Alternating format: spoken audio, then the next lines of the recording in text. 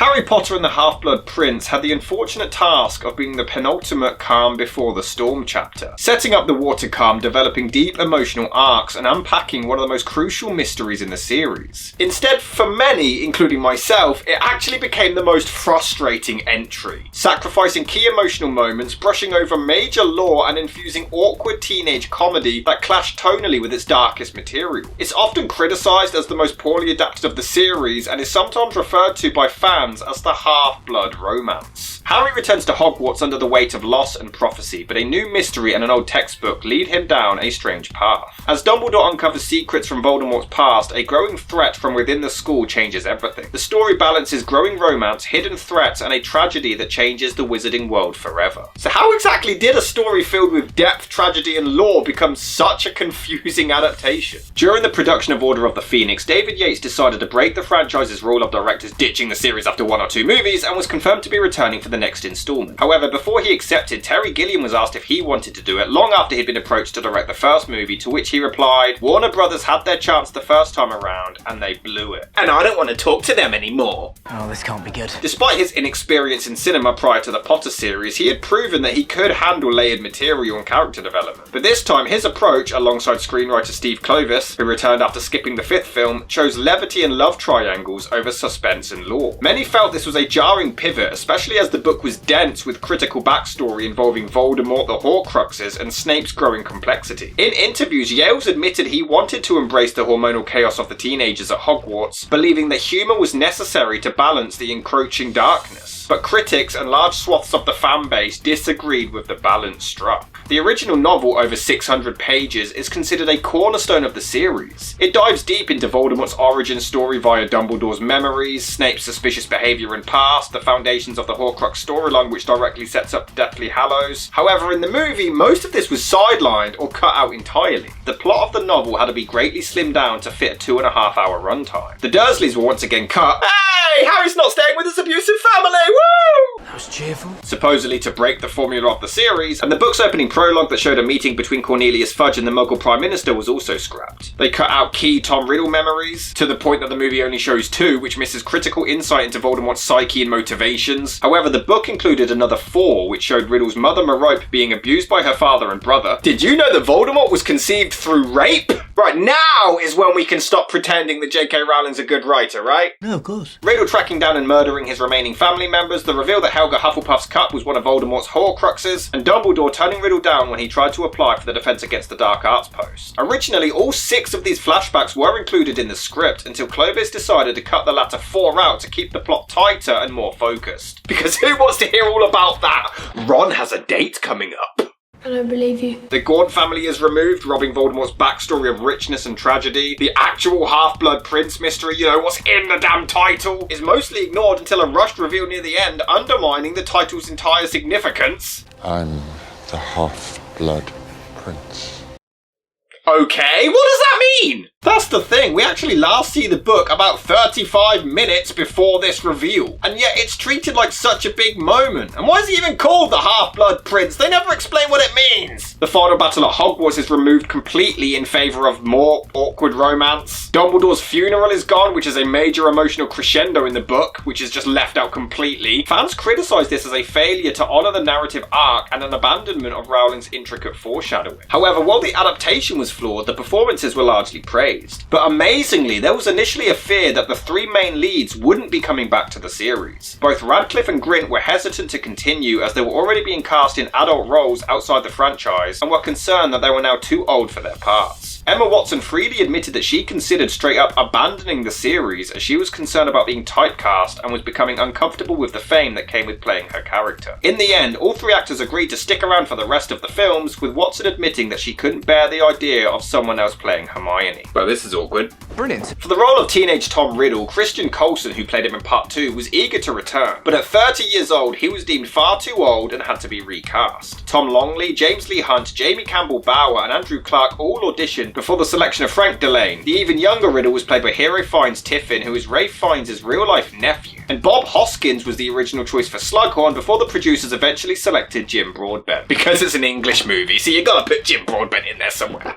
No, really. Quirky and tragic, Broadbent brought complexity to the morally grey character. Tom Felton as Draco Malfoy delivers his most layered performance yet, showing vulnerability, guilt and fear in his silent arc. And Alan Rickman continued to elevate every scene as Snape, though sadly undeserved by the script's mishandling of his character's layered development. In addition, the filmmakers managed to secure acclaimed cinematographer Bruno Delbonnel as director of photography, as they wanted him to give the movie a darker, more moody atmosphere that would better fit the increasingly depressing tone of the story. Delbonnel gave the film a distinct sepia and silver tint, resulting in one of the most visually striking entries. This ultimately paid off, as Delbonnel's work earned the franchise its first Oscar nomination for Best Cinematography. Filming began in September 2007 on a budget of $250 million, the highest of the entire series, and wrapped in May the following year, and Harry Potter and the Half-Blood Prince was originally set for release on November the 18th, 2008, but due to Warner Brothers' massive success with The Dark Knight and the 2007 Writers Guild of America strike, the release date was shifted instead to July 2009. This delay was so negatively received that studio head Alan Horn reportedly received death threats from fans, and many even started petitions to try and have the decision reversed, but to no avail.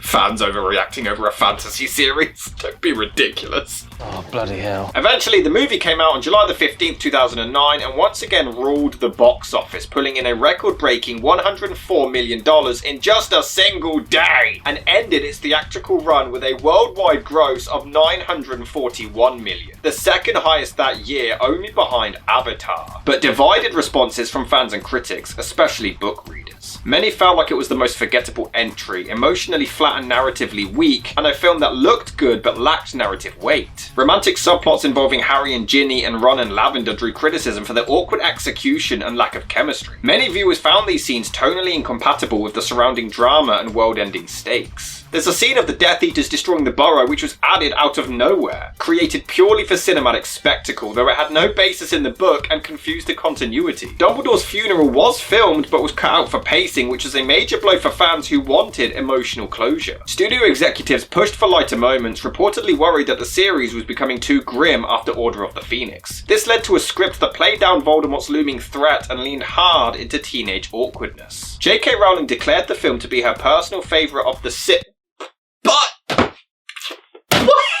But I want mine to be completely accurate from the novels, and my favourite is the one that scraps everything from the novel. She's perfect. But Daniel Radcliffe actually called it his worst performance of the series. I'm gonna have to disagree. He had been struggling with an alcohol addiction at the time and said that at multiple times when watching the film he could tell that he was drunk when shooting certain scenes. And it was still better than the first two films. He wasn't the only one struggling either, as Maggie Smith was going through treatment for breast cancer during the production as well, even though she is still as delightful as always. Take Weasley with you. He looks far too happy over there. Among many longtime fans, Half-Blood Prince is still considered the weakest adaptation of the entire series, a missed opportunity to properly lay the groundwork for the finale, and an entry that elevated aesthetic and teenage angst over the mythos and message of the source material. Despite this, the movie did help set up the tone for the more emotionally resonant Deathly Hallows films, and its stylish presentation influenced many fantasy movies that followed. I will say the cinematography at the start of the film is pretty good. There are some cool shots as the Death Eaters wreak havoc across London like they're a bunch of Marvel villains, but honestly, as the movie progresses, the cinematography just gets really dull to look at. Yes, this film has a very unique style of black. Even when the locations and sets are actually visible, the cinematographer seems to have a fetish for making everything look as washed out and colourless as possible. The three leads aren't necessarily bad, but there's just something off about their performances in this one. They don't seem as into it as they were previously. They're not horrendous, but they're so bland and lifeless in this film. Except maybe Emma Watson. I just apparated, didn't I?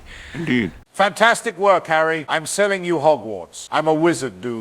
And doesn't this just scream hilarity from the most powerful and wise sorcerer in the entire world? I do love knitting patterns. You see? Dumbledore's doing something silly that Dumbledore wouldn't normally do. Oh, to be young and to feel love's keen sting. Michael Gambon sucks! I'll give him this much, his speech about Voldemort is pretty good, with a great subtle moment as you can tell Draco isn't as concerned as everyone else. I know Professor Slughorn is most impressed with you. He's a wizard too. Boom, boom, pow, pow. But I notice you spend a great deal of time with Miss Granger. I can't help wondering if... Oh, no. I mean... Inappropriate thing for a teacher to ask a student. You know, at times, I forget how much you've grown. I am an almighty powerful sorcerer and such, bitch. My god, he's so crap! He's just a random geezer playing dress-up. Where's the real Dumbledore? That's why he's returning to Hogwarts. And it's crucial he should return. So that he can kill you. Nothing. The movie does sometimes get a funny line in there. How much for this? 5 galleons. How much for me? 5 galleons. I'm your brother. 10 galleons. But then we get Luna back with her annoying voice! But considering it's now a known fact that Voldemort is alive, not a lot is going on. But yet everyone seems fine. Harry was a completely dishevelled mess at the end of part 5. He lost his only remaining family member, and yet here he goes about his day like nothing happened. He doesn't even seem that bothered by it. He seemed more concerned when his aunt flew off into the sky. There is a pretty cool scene as Dumbledore shows Harry this magic to see someone's plot twist backstory later on, before we essentially rip off Halloween, where he visits a mysterious psychopathic child who would grow up to be a murderer so Hollywood can continue their boner for having us feel sorry for serial killers. Oh yeah, Hagrid, remember him? It also took 6 movies for Hermione to reveal what her parents do for a living. Better late than never, I guess. Pretty boring, actually. I agree. Yeah, this one really doesn't do it for me. The others at least felt like a concise story tied together. This just comes across like a bunch of random things taking place to kill time. This is the only one in the original 8 that I would consider a bad movie. I'm being nice, it's absolutely terrible. Harry is still quite a likeable character as he wants to take Hermione out, but as a friend, it is quite a sweet friendship. Also, some of these new characters are so forgettable. I honestly struggle to remember who the hell they are. And this one was in the last film! And she comes into this like she's a main character for some reason. The scene where the Weasleys' home gets torched is pretty cool, and Harry's emotions take over as he rages towards the dangerous Bellatrix. The music dies down as he chases her through the field. It's really well handled, before Ginny follows suit because she also thinks that she's important, bless her. And admittedly, it is quite sad when they lose their entire home. Although, it doesn't make a lot of sense. You mean to tell me that Harry, the chosen one, is staying with the Weasleys and they didn't think to have any protective measures? Why not have station guards there 24/7? And also later, they make it clear that Voldemort wants Harry for himself. He belongs to the Dark Lord. So why did he send Bellatrix to kill him then? There's another cool moment where Harry confronts Slughorn about his previous encounter with Voldemort and he completely freezes in his tracks. Broadbent is great and it really hypes up how dangerous and severe this whole thing is. But my god, we reached the 90-minute mark and hardly anything of note has actually happened. This one is just boring. But admittedly, Harry and Draco fighting now that they're both so much more grown up is pretty intense. I'll just never not find it funny that Harry doesn't give a damn and just says Voldemort's name willy-nilly while everyone else panics at the mere mention. Ah, see, these films are consistent. It's Tom Riddle's diary. We're geniuses. I'll give Gambon this much. He drinks this potion and is in so much pain he asks Harry to kill him, and his performance here is pretty amazing. The biggest issue with this film is the goddamn writing. Obviously, when adapting novel to film, there's going to be dropped scenes that create plot holes and inconsistencies, but as explained, you shouldn't have to have read the source material to understand the movie. The movie is so sloppily written. Do as I say. Or I'll disembowel you, you little asshole. Also, why is Dumbledore dressed in his cloak in public? Very subtle, dude. Harry hits on a waitress, even though she is obviously of working age, and she encourages it and even agrees to a date, but he's like 17! Which is weird because immediately after trying to hit on a waitress, Harry rocks up to the Weasleys and... they're in love. No, seriously, after 5 movies of them barely even communicating, they're now supposedly a thing. The twins tease Ginny for liking him, despite this only being alluded to in part 2, and I guess subtly in the last one, but never even acknowledged. He's covered in blood again. Why isn't his always covered in blood? I know this because I'm a main character, you see. Who's the Half-Blood Prince? Who? That's what it says right here. This book is property of the Half-Blood Prince. Ah, I'm a character now. And snogging. I'd like to leave. What? You can't be serious. That happens to be my sister. I'll be fine when she's snogging my best mate, though. I know. I see the way you look at her. Really? Because we don't. I mean, I'd argue that even moaning Myrtle has more character development in the films than Ginny, although Ron unintentionally sitting between them is pretty funny. It doesn't help that the actors have practically zero chemistry together. Ah, you see, the music shows us that they're in love. She's exceedingly bright, your mother. Even more impressive when one considers she was Muggle-born. Well, at least they corrected the blunder from part 4, I suppose. I was only wondering when Harry got here. What?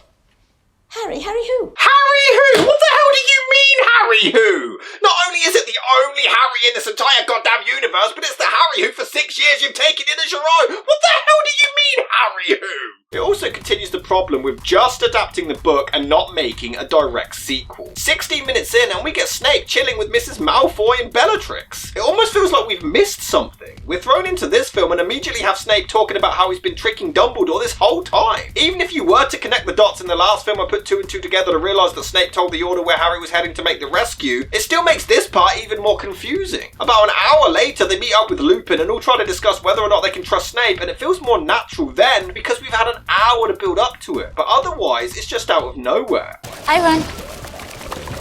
Hi. The hell was that? No, seriously, she's never been seen before and isn't seen again after this film. Well, except for... Anyway, she just becomes Ron's clingy girlfriend to create drama and make Hermione jealous, but this film sucks at introductions. I think introductions are in order, don't you? And I think this movie is a massive missed opportunity when it comes to the handling of Draco Malfoy. I've said this in the previous review, but I love a good redemption arc, and I think Draco could have had a great one starting in part 5. It would have bled into this one even more perfectly. It could have been really interesting to have the group wonder if Draco is a Death Eater. He's not fussed about Voldemort, and Tom Felton's performance is fantastic. There's a few scenes where we see Draco trying to get a vanishing cabinet to work so that the Death Eaters can enter Hogwarts, which the book didn't reveal until right at the end, but I actually quite like it. It shows that Draco's heart isn't in this at all, and it's not who he really is. There's a great scene where he breaks down in the bathroom over the weight of his task, and Harry confronts him, which leads to him accidentally carving Draco up like a Christmas ham using one of the spells from the Prince's Potion book. It's a great moment for both characters, although Snape just kind of lets Harry off the hook for some reason. You can tell that Draco is conflicted and doesn't want to hurt Dumbledore. It would have been really interesting to see him realise that he was manipulated by his evil, racist father, and to watch him grow and break out of his shadow. The movies kind of attempt it, but they just don't pull the trigger on it completely, and I think it's such a shame. Harry is under the impression Draco Malfoy is now a Death Eater. What? The evil, racist douchebag who's tormented us for 6 years and is the son of another evil, racist douchebag who's a confirmed Death Eater? That's poppycock! Seriously, why does anyone doubt Harry's claims here? They know for a fact that Lucius is a Death Eater, but suddenly his son being one is out of the question. Now in the book, this made sense, because Harry never got any tangible proof that Draco was up to no good. But in the film, he, Ron, and Hermione see Draco in Diagon Alley with known Death Eaters, which should have been enough to get him and the shopkeepers chucked into Azkaban. Also, why does Voldemort choose Draco to kill Dumbledore anyway? In the book, it was confirmed to be a suicide mission as a final punishment to Lucius for his incompetence. But the movie doesn't mention this. So does Voldemort genuinely think that a teenager stands a chance of killing the greatest wizard in the world? Before they decide to review their own film. Exceptionally ordinary. Why does it even take them 6 years to give the Defense Against the Dark Arts job to a qualified and trusted and experienced Professor Snape? We also get this really weird line from McGonagall. Or is it no longer your ambition to become an Auror? When was that ever Harry's ambition? Oh, sorry, we're not reading the books. Oh, my bad, I forgot what we're watching. And what's happened with Harry's psychic connection with Voldemort? It seems to have completely vanished and it never happens at any point in this entire movie. Keepers need to be quick, agile. I like my chances.